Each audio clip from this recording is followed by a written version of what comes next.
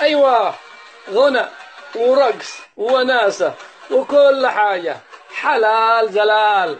أتحدى أي واحد عالم في المملكة العربية السعودية، أتحدى مفتي المملكة آل الشيخ أن يأتي ويقول لي يا بني الغناء حرام. يا أخ العرب، إن الرقص والمجون لا يرضي الله، هذا شيء يغضب الله، هذا شيء لا يرضي رسول الله الراقد عندكم. الآن شوفوا بلاد الحرمين. أيوة،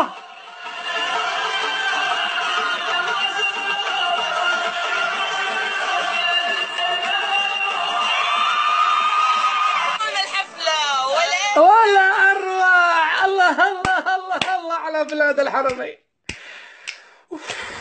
والله لا ندري نضحك أم نبكي على بلاد الحرمين. هذا ما لم يمر عليهم سوى شهرين مع محمد بن زايد، كيف لما يغلقوا سنة؟ كيف يا إخوان الكرام؟ الآن أسئلة واضحة وصريحة أجيبوا عليها يا علماء الحرمين. هل هذا الغناء والرقص والمجون يرضي الله؟ هل هذا الرقص والمجون يرضي رسول الله؟ أنتم تقولون أنكم تحكمون بالكتاب والسنة، هل هذا الكلام من الكتاب والسنة؟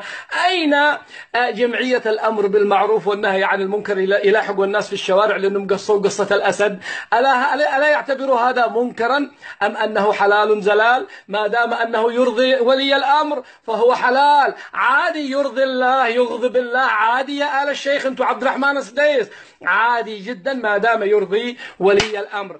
المحزن أن هذه الراقصة ترقص وبيدها لا إله إلا الله محمد رسول الله، وهذا تدنيس للفظ الجلالة ولاسم الله ولاسم رسول الله. إذا كنتم أهلا لهذا الاسم إخواني في المملكة فلتحملوا، أما إذا ستحمله الراقصات وقليلات الأدب فنرجو أن تزيلوا كلمة التوحيد من علمكم وشوفوا لكم علم ثاني حطوه في برج خليفة ولا نخلة ولا أي حاجة، أما هكذا ما ينفعش.